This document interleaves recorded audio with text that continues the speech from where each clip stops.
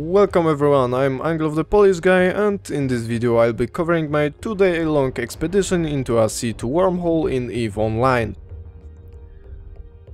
This video is also my first try at doing this type of content in English, so I will appreciate any feedback you have.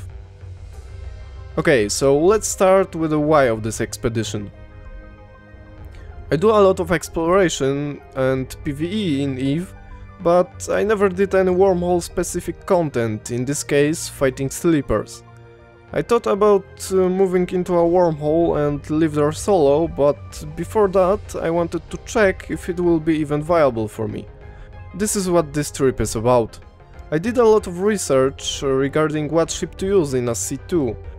I considered a Stratios, Gila or the Ishtar. After trying out some feats in EFT, the first two ships couldn't really get enough tank to easily do all of the sites in C2s, so I went with the Ishtar, which with my skills at the time could tank around 300 DPS while delivering 500 DPS with heavy drones. Since I got lucky and found a pulsar wormhole that gives bonuses to shields, I managed to get closer to 400 DPS tank and 600 DPS damage with altered fitting. Some of you might be asking now why I didn't use a Drake, which would be a cheaper solution. The reason is simple, I had no skills in any Caldari ships, so I went with what I had. Let's go over the feats of the ship. It changed some over the 2 days I used it, and a lot of the time I adapted it to the situation using a mobile depot. In the high slots there are two 250mm railguns that I only used if I wanted to somewhat speed up a site. I didn't take too much ammunition with me, so I was really conservative with it. The other modules are a Corporal Launcher T1, since I don't feel like I need anything more, and a T2 Cloak. I will swap out the highs for salvagers after finishing a site, or for remote repairs when my drones got damaged.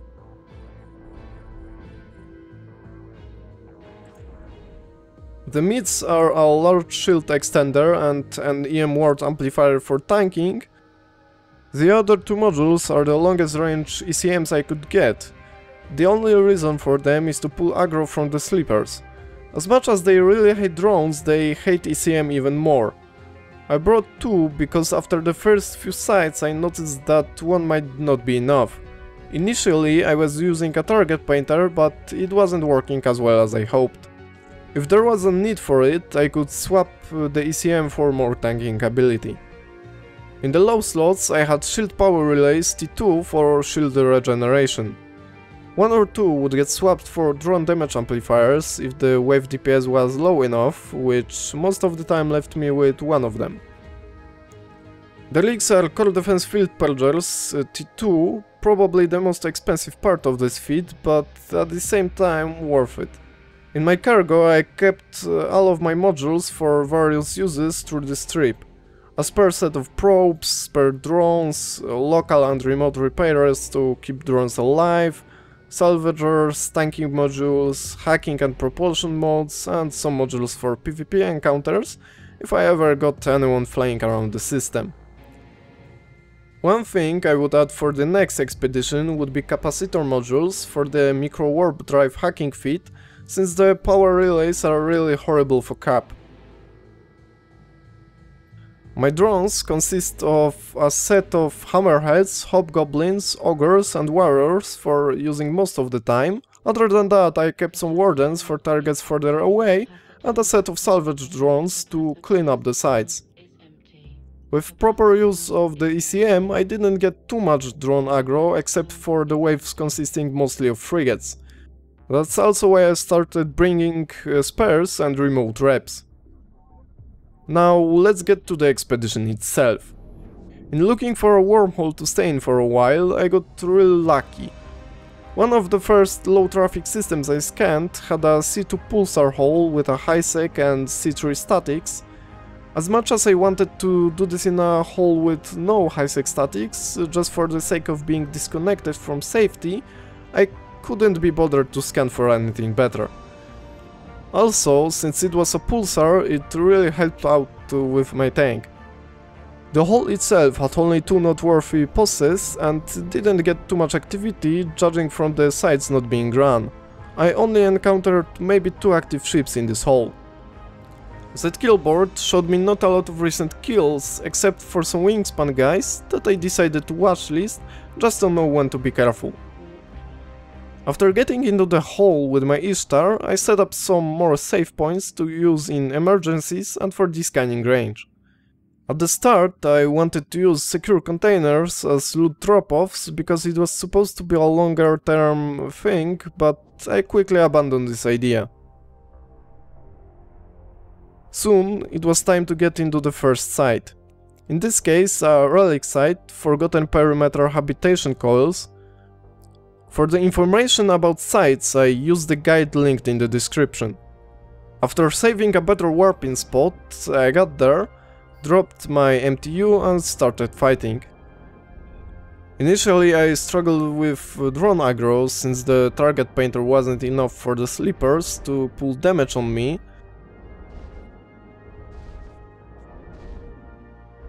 In the middle of the fight I had to go and get some ECM and drones from HiSec. It helped a lot, but after a while I noticed I forgot to buy hammerheads, so I had to go back again.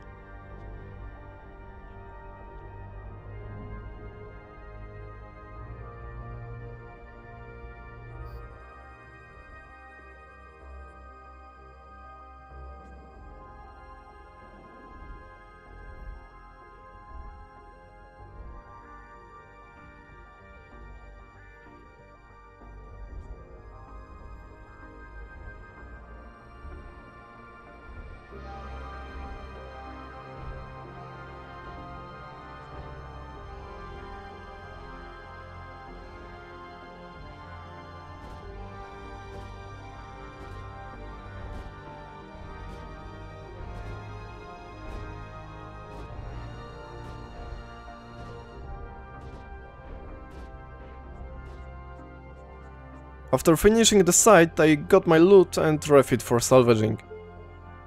After a while, I was actually amazed how much ISK comes from the salvage. I never really researched where the ISK is in those sites before this trip, so it was quite amazing seeing tens of millions pouring out of only one site.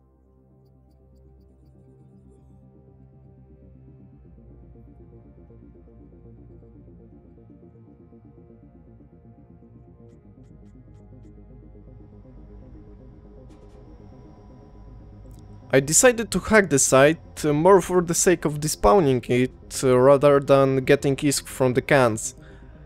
At least I was aware that they don't really drop that much loot.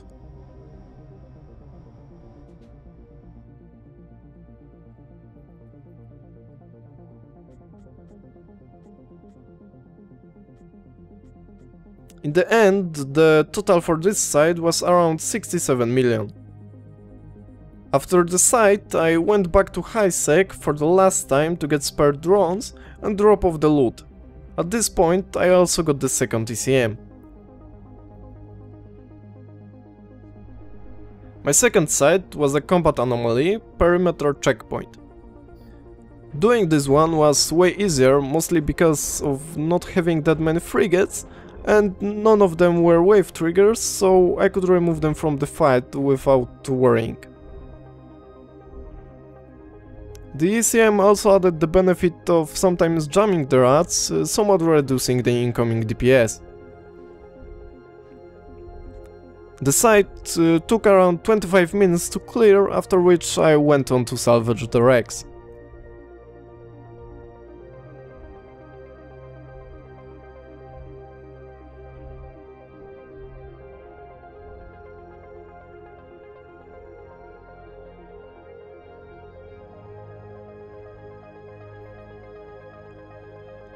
My next site wasn't anything sleeper related. Ever since I got into this system, a Frostline site was taunting me, so I decided to run it at last. It took way longer than I expected and the loot wasn't anything exciting.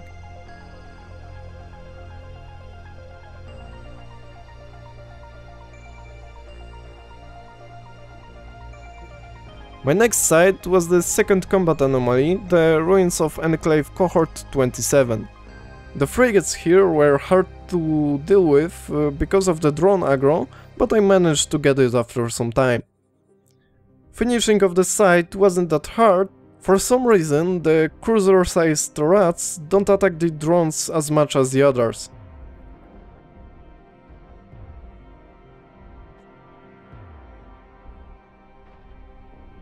My next site was an unsecured perimeter transponder farm data site.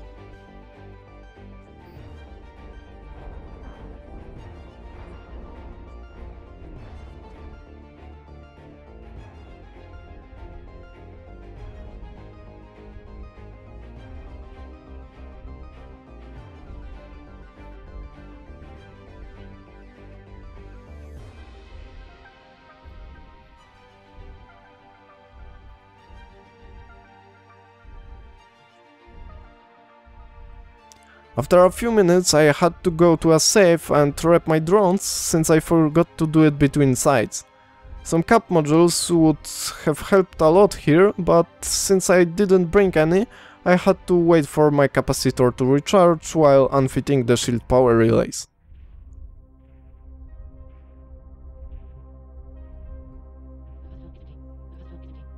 I went back to the site to finish it.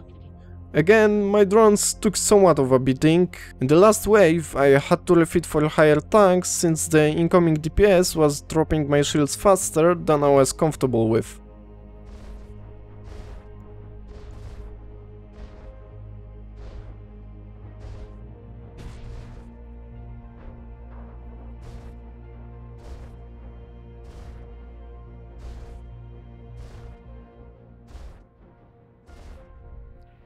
For the last 3 cruisers I had to switch over to sentries because of how far away they were.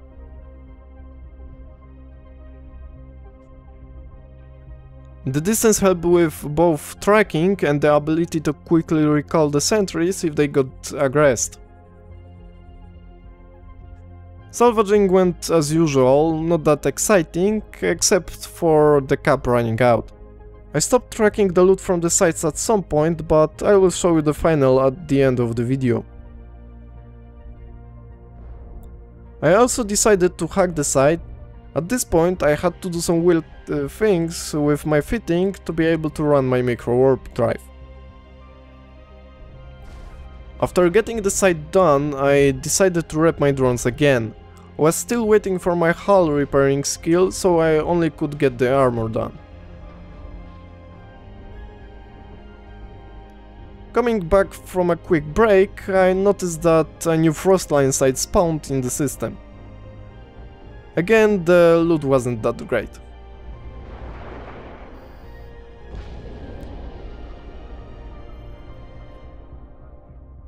The next site was something I'm familiar with, a Blood Raider relic site. Since I'm using a T2 analyzer, the lack of bonuses to hacking wasn't an issue. While hacking the site, scanner probes started appearing on D-scan. I decided to hide and try to analyze this situation. While warping to my safe, I noticed a magnate on scan, so it was probably an explorer interested in the faction site I was running. I fitted my warp scrambler and decided to try and catch him.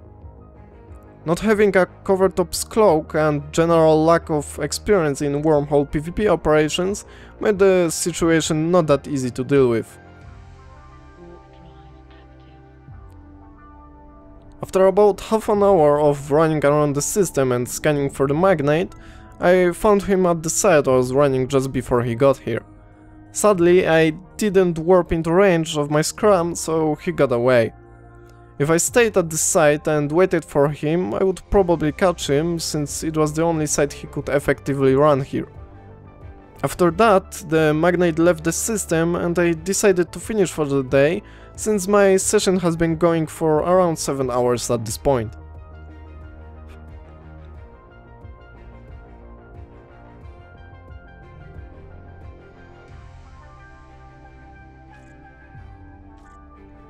After a quick refit from the one I used to hunt for the magnate, I went on to do the second unsecured perimeter transponder farm.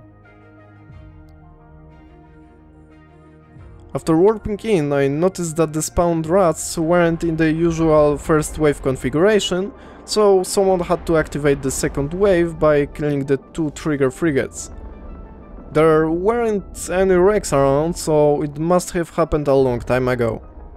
Because of this, I had to deal with way more DPS than I was expecting, but I managed to do it.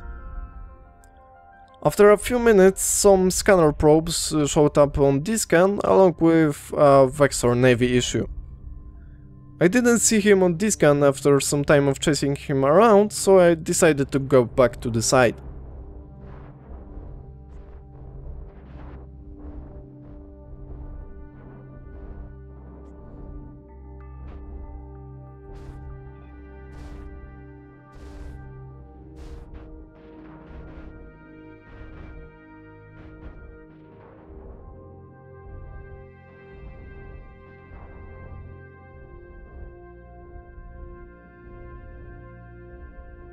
When he showed up again, I refit for my PvP meets, but I never managed to get on grid with him.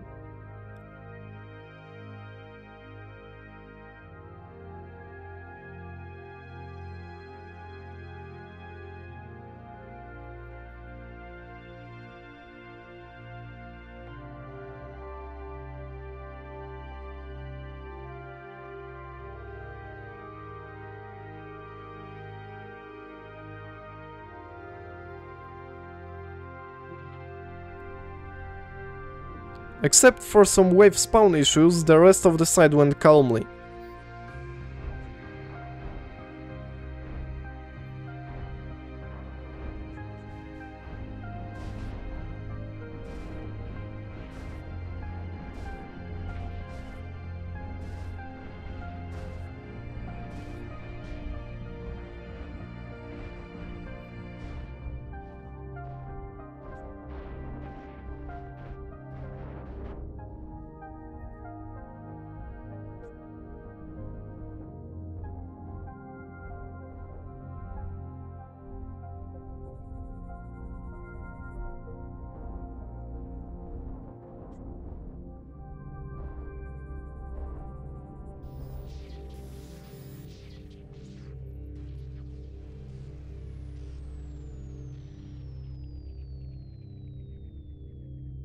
Again, the hacking loot wasn't anything special. The last site left in the wormhole and in this expedition was a perimeter hangar anomaly.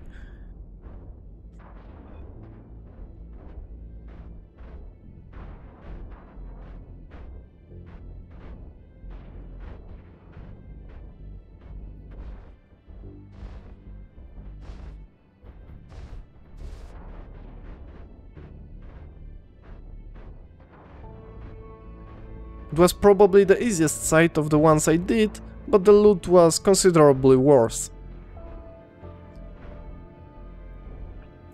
So, at this point there were no sites left for me to run, and I didn't feel like occupying a wormhole and waiting for sites to respawn. The fact of the system having a high-sec static would also increase the traffic, which might reduce the amount of sites for myself. At this point I learned a lot about living in wormholes while doing PvE activities, and I think I will explore this idea more in the future. Right now I'm thinking about actually moving into a wormhole totally solo while using a pulse. As much as living out of my ship is cheap and viable way to do PvE, it has its limitations. The high traffic of C2s also reduces the amount of sites to run. So my best bet would be a C3, which gets only one static and is a lot more difficult for people to come and run sites from high-sec. I'm still doing research in that regard, so I will appreciate any input you might have. Now let's count up the loot from the 2 days. The total comes down to around 283 million ISK. Since it was the first time I actually done it, I don't want to calculate the ISK per hour of the trip, and it had more of an experience value. The whole trip from the beginning of scanning to leaving the hole took roughly 8 hours of gameplay split between 2 days. I also have to credit Longinus Spear for inspiring this trip. Okay, so that's it for now. I will definitely explore this idea of doing solo wormholes in the future, so let me know if you want to see more videos of this type. I might also start somewhat of a guide series similar to the one on my Polish channel if there will be enough interest in that. Also, let me know what other games I should cover on this channel. Subscribe if you want to see more of my content, and let me know in the comments on what should I improve or cover in my videos. For now, that's it for me, and see you next time.